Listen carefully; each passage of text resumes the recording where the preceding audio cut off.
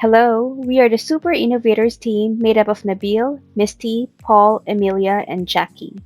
Our chosen organization for this project is Colonial First State, a superannuation and investments company with over 130 billion of funds under administration. We're going to take you through our 9-week entrepreneurship journey that led us to developing a new concept. Our journey is underpinned by human centered design and guided by blue ocean strategy and 10 types of innovation. Our journey begins with problem framing. We first analyzed the offerings of CFS, which we segmented by settlers, migrators, and pioneers.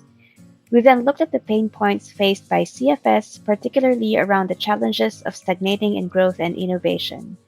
From a long list, we landed on the area we felt would make Super more engaging and could lead to growth and new opportunities, which was attracting new members. After a deep dive pain point analysis, we landed on our problem statement, which will be used for the next phase of our innovation journey. How might we adapt our superannuation offering for younger members to motivate them to actively engage financially with their present and future? From here, we also analyzed 9 key competing factors and compared this to AMP, where the results were mixed, indicating that we have a lot of work to do. We also built a stakeholder map, and the key point to note is that young members are our target customers for our new concept. In the discovery phase, we interviewed 10 young people in the target age group of 16 to 29 years old. They are all currently employed and contributing to a super fund. Here are some snippets from the interviews. Questions. How do you see super fitting into your financial future? I don't rely on it. Well, at the moment, I don't entirely rely on it. I hope to have saved enough money where I don't have to rely on my super. So I think that's just a bonus that I'm thinking at the moment. Right. I don't. You don't get. No, I don't like. Yeah, most of the time, super is not too important to me. Like, I mean, like it's good to have it there, but it's not something that it's important. Like to look at and to make sure that like they're investing a lot of money. Like later on, when I probably when I start after like I finish my super, I'm gonna actually search it a lot into what it's. But right now, it's not important to me. Yeah. Minimal. I mean, financial planning. I mean, I don't write anything down. I mean, I have ideas. I guess I see my super as a backup.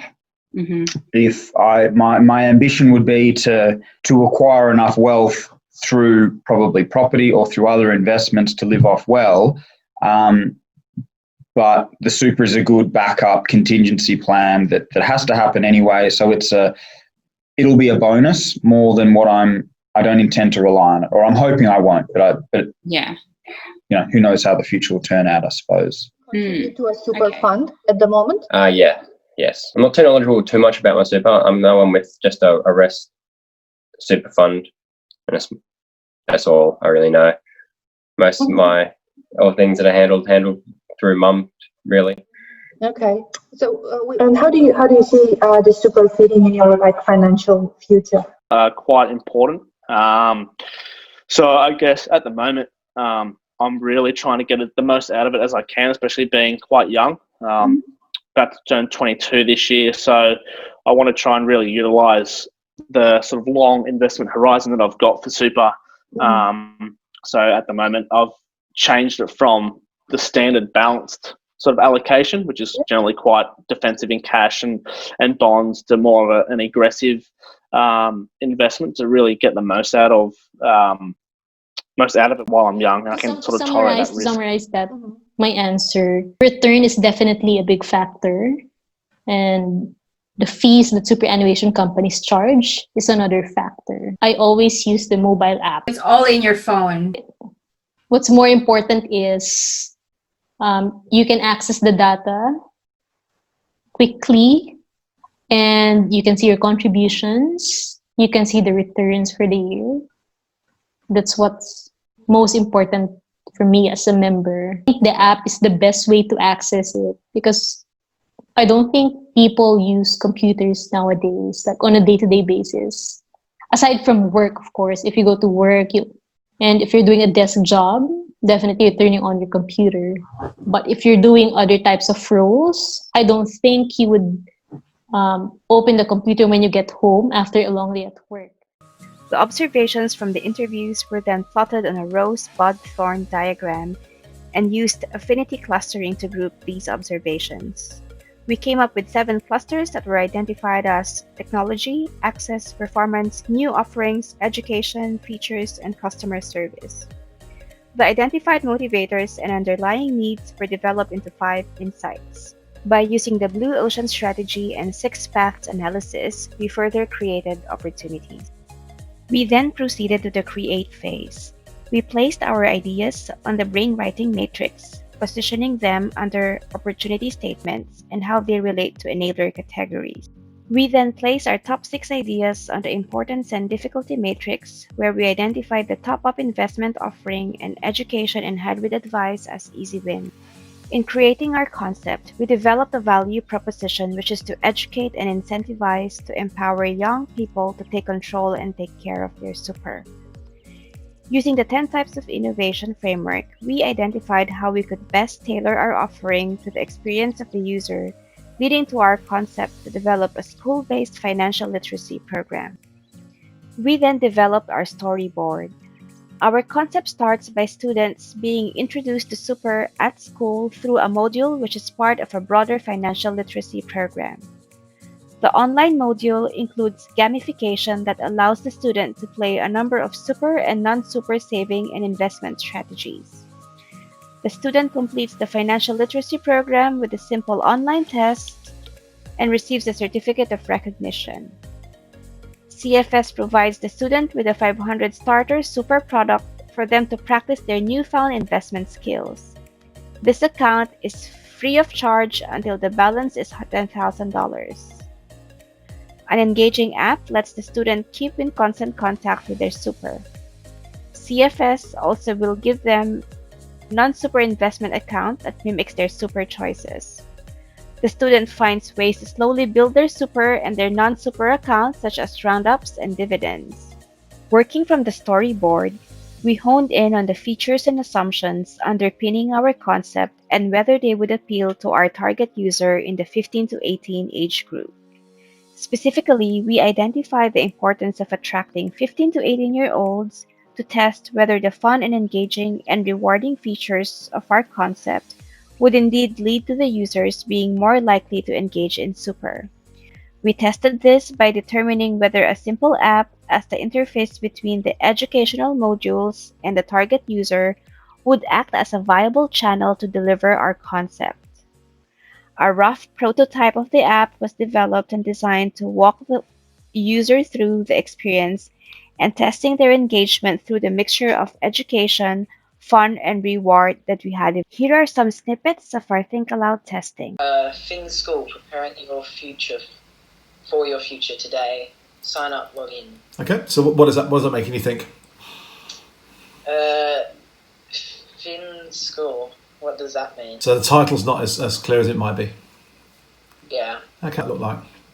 Login, school ID, password. Okay, is that something that's familiar to you for your online studies at the moment? Yeah, a bit. Get started. Get started. So the big blue button. What else are you seeing on there that's a little bit interesting? TikTok. Okay, so do any of those buttons in sort of invite you to press them?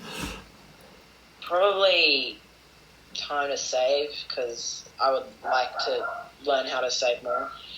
Redeem 500. There you go. The progress bar would probably be good because it can show you how much you've done. Mm-hmm. So what's in there? Just a bunch of buttons. It doesn't seem particularly engaging, or what do you think about it? It's not really something that would be eye-catching. Okay. Like Mario and Luigi and stuff. Okay. So this is all gamification. What anything on there that jumps out at you? Stockholder, make $1 million. I'm on a budget. TikTok CEO, Kylie Jenner, and then I don't know Nick Wales, but he looks pretty smart. He's an academic, yeah, that's right. So basically what we've got here is we'd have messages from people. Obviously one's the TikTok CEO, one's an academic, and one is an influencer. Mm-hmm. What are you seeing on there? TikTok challenge. Okay. You need to tell everyone why superannuation is important, and you get vouchers to Booktopia for the amount of views you get. Okay. But then I'd probably go to part 1 and see what it's all about. Okay. What if I told you to get the $500, you had to do all of the curriculum? Oh, then I'd do it. Okay, you'd start. And then I'd learn stuff and get money at the same time. Okay. Mario! Okay. So what are you seeing on there? That's okay. So that's more appealing to me because it says make $1 million, Uh-huh. and then that sort of teaches you how you can turn. Obviously, says $50,000, and you can turn it into $1 million. Okay.